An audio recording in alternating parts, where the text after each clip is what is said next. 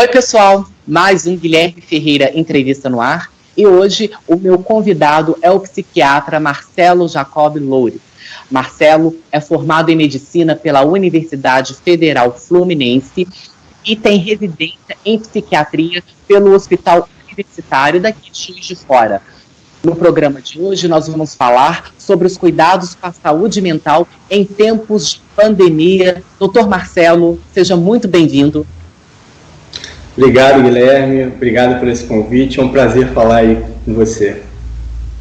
Eu que agradeço. E, doutor Marcelo, a noção de tempo, ela pode mudar na quarentena. Hábitos sendo alterados, como ir para a cama em horários diferentes do habitual. Os dias, basicamente, a gente tem ficado em casa, então os dias têm sido iguais. O tempo tornou-se um tempo longo durante esse período de quarentena.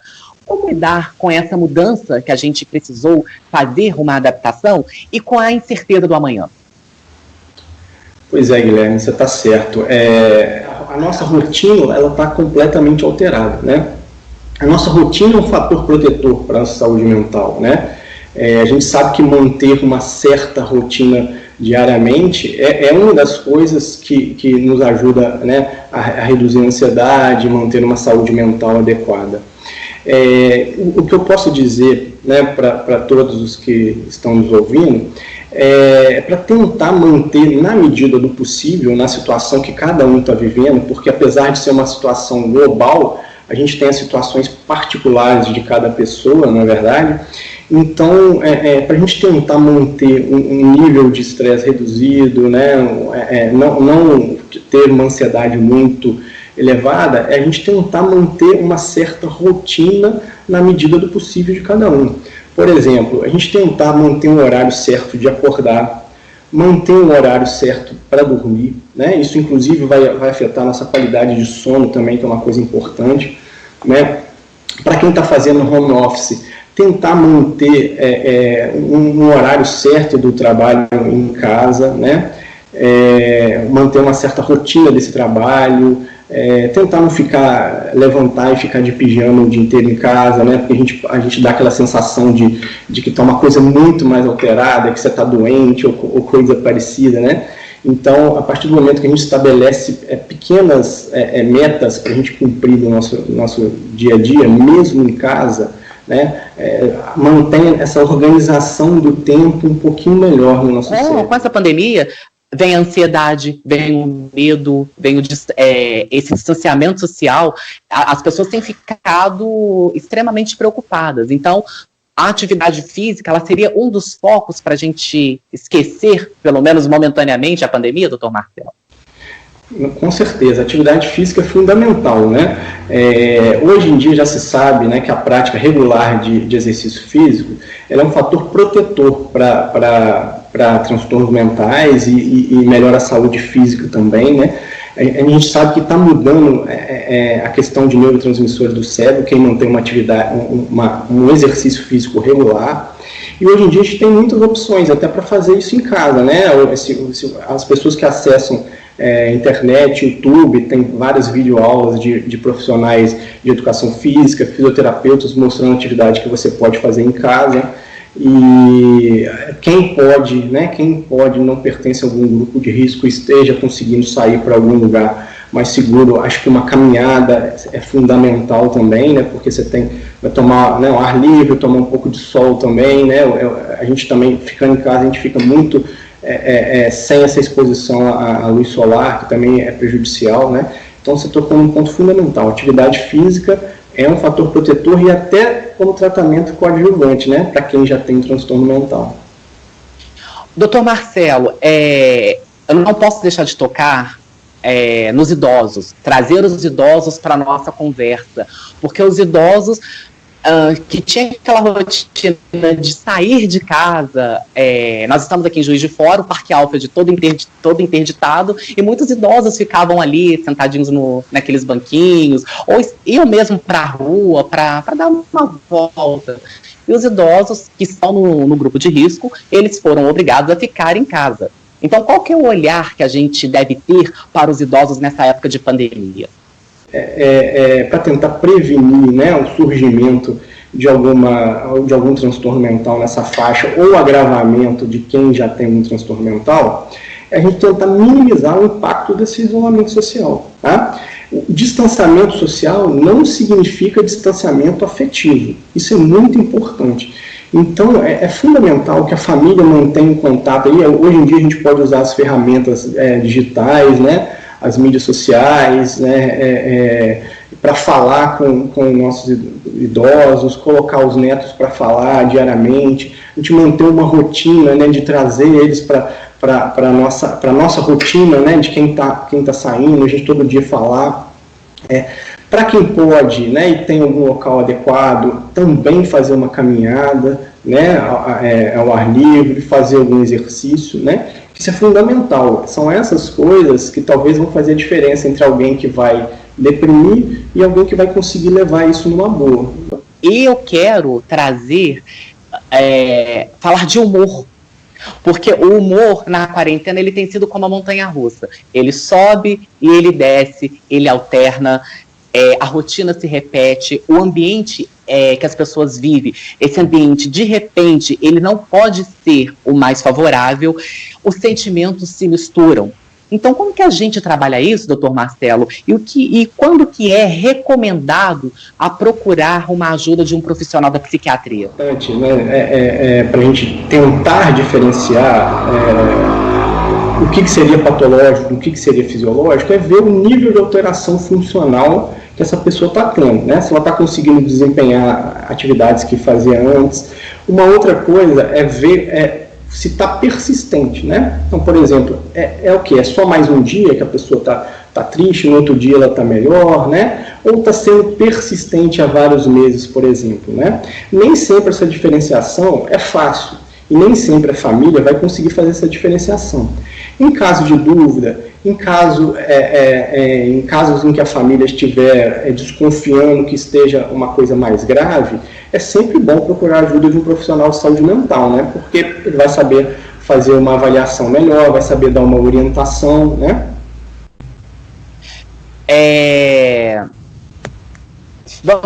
Doutor Marcelo, agora vamos falar de ficar em casa, porque ficar em casa tem sido eu falo que é um mantra, né? A palavra dos últimos tempos. Fique em casa. Então, ficar em casa é um desafio enorme nesses últimos tempos. Tem dia que não dá vontade de fazer nada, tem dia que só dá vontade de ficar de pijama, assistindo série, levantar da cama só para comer. E é preciso ficar atento a esses sinais, porque a mente, ela vai dar algum sinal. Em algum momento a mente vai dar algum sinal, e é interessante que a gente consiga fazer essa diferença entre preguiça e depressão. Então eu queria que você explicasse pra gente, por favor, como diferenciar a preguiça da depressão. Aí você já entra, por favor, também com a explicação da ansiedade. Sim. Perfeito, Guilherme. Veja bem, a depressão é uma doença, né? Um transtorno depressivo é uma doença que é caracterizado basicamente por humor deprimido e perda de interesse ou prazer, acompanhado de alguns outros sintomas, né? Esses sintomas eles têm que ser persistentes, né? E geralmente causar uma alteração funcional na vida do indivíduo e sofrimento, tá? Uma preguiça, ou a gente poderia entender uma preguiça, um desânimo, é uma coisa que pode acontecer com qualquer pessoa de forma normal, principalmente nesse período que a gente não tem um horário muito certo do que fazer. Então, às vezes, a pessoa trabalhou em home office em casa, fez, às vezes, o trabalho dela em 2 horas, do que ela faria, às vezes, no trabalho, né, o dia inteiro, né? Pessoas pararam de frequentar, às vezes, a academia, pararam de ter uma rotina que tinha. Então, você está no seu ambiente, né, nesse distanciamento social, eventualmente você pode ter uma preguiça, aquele desânimo de fazer alguma coisa, né, uma vontade, às vezes, de hoje querer dormir, no outro dia você vai acordar e vai fazer seu trabalho, talvez já tenha melhorado esse sintoma, né. A questão o sintoma está persistindo, né, por quanto tempo que persistiu? Está demorando dias, né, semanas, meses? Está vindo com alterações funcionais também? Você não está dando conta de fazer o seu trabalho que você faria antes? né? Veio acompanhado de outros sintomas além disso, a sensação de tristeza permanente, né? Um baixo astral, né? Às vezes um choro fácil, sem motivo aparente, algum sintoma físico associado, né? Alteração de apetite, alteração de sono. Quando a gente está lidando com um conjunto desses sintomas de forma persistente, né, e realmente trazendo um sofrimento maior, aí a gente pode estar diante já de um processo depressivo, né? Então, o que eu gostaria de dizer para quem está nos assistindo é que se realmente perceber que está chegando a esse nível, né, ou às vezes a família, ou algum familiar perceber, entrar em contato com algum profissional de saúde mental, né? Hoje em dia a gente tem as ferramentas de telemedicina, os psicólogos também estão fazendo atendimento online, a telemedicina está regulamentada nesse período, né? As pessoas não podem ficar sem ter um atendimento para suas dores, vamos dizer assim, principalmente quem já tinha um transtorno mental, né? Então a gente tem que fazer uso dessas ferramentas para minimizar, né, o sofrimento de quem já tem um transtorno mental e às vezes evitar, né, quem não tem ter um transtorno mental, tá? O doutor Marcelo, a ansiedade, eu acho importante também que você explique a diferença dos sintomas de ansiedade para os sintomas do coronavírus. Por quê? Porque a ansiedade, ela gera sintomas físicos, às vezes uma falta de ar, a taquicardia, lembrando sintomas que podem até se assemelhar ao infarto. Não é? A ansiedade, ela pode gerar isso. Então, eu já li relatos assim, de pessoas que vão para os hospitais achando que estão com sintomas de coronavírus e, na verdade, são sintomas de ansiedade. Então, como que, de uma maneira didática, talvez, como que se pode diferenciar isso? Então, isso é muito importante também, Guilherme. Então, o transtorno de ansiedade é característico por um medo desproporcional à situação que se vive, né? Qualquer medo desproporcional na situação, que não precisaria ter aquele nível de medo e de preocupação, permanentemente, com alteração de funcionalidade e geralmente sintomas físicos. Então, sintomas muito comuns em ansiedade é aquele aperto no peito, a taquicardia, aquela sensação de opressão, né? Como se estivesse apertando aqui, e a gente altera, né, a respiração, a gente poderia estar uma respiração um pouquinho mais ofegante.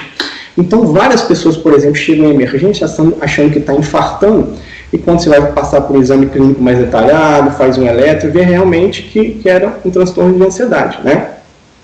Na situação que a gente está vivendo agora, de uma pandemia pelo coronavírus, que pode causar sintomas respiratórios, né?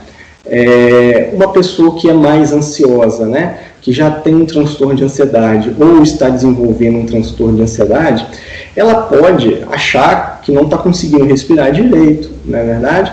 E aí, quanto mais ela percebe os sintomas, né, o ansioso, ele tem muito essa questão de prestar muita atenção nos sinais do corpo. Então, o coração acelerou um pouquinho, ele está prestando atenção naquilo, sentiu alguma coisa em outro lugar, ele está com uma atenção voltada para sintomas corporais, né?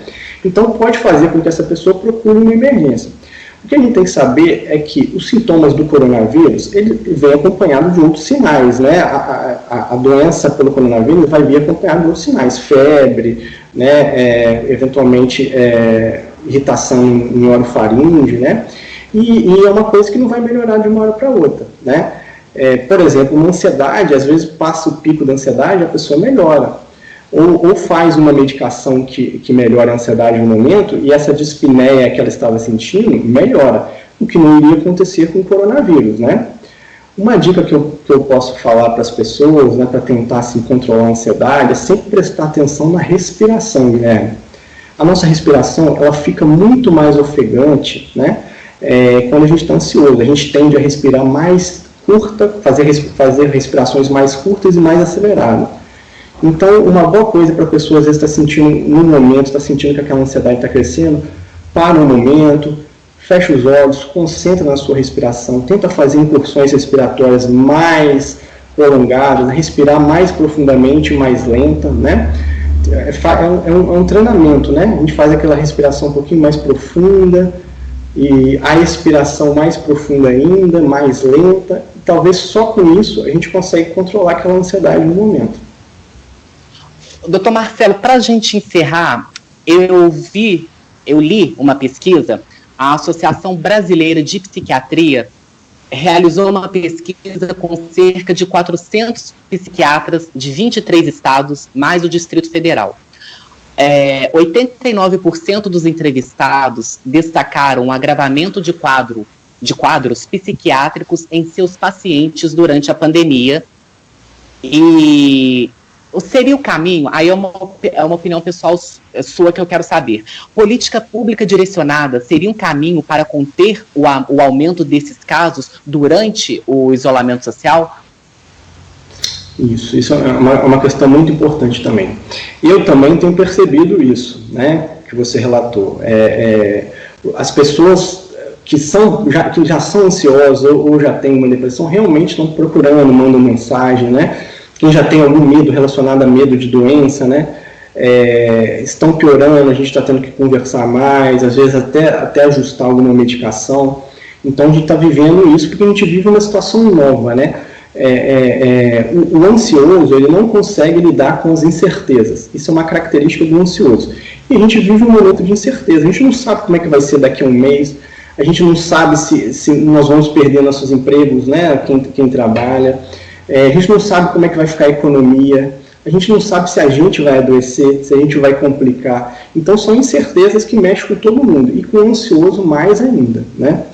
Em termos de prevenção, talvez de políticas públicas, eu acho que a gente tem que falar mais sobre isso, né, Guilherme? Isso que a gente está fazendo aqui agora é uma coisa muito bacana, muito interessante, porque existe muito preconceito com os transtornos mentais, a verdade é essa, né? Eu acho que quanto mais se fala sobre isso, quanto mais se explica de uma forma didática, de uma forma sem estigma, o que é um transtorno mental, isso já é uma forma da gente começar, vamos dizer, indiretamente a prevenir, né? E outra coisa que talvez possa ser muito importante entidades governamentais ou outras entidades, né, oferecer algum tipo de atendimento para as pessoas nesse período, né? Eu já vi alguns programas interessantes aqui da universidade, parece que a Universidade Federal de Juiz de Fora parece que estava oferecendo um atendimento, né, para pessoas que tivessem sofrimento psíquico, né? A Prefeitura de Juiz de Fora também está oferecendo, né, esse suporte psicológico para pessoas que estão necessitando nesse período.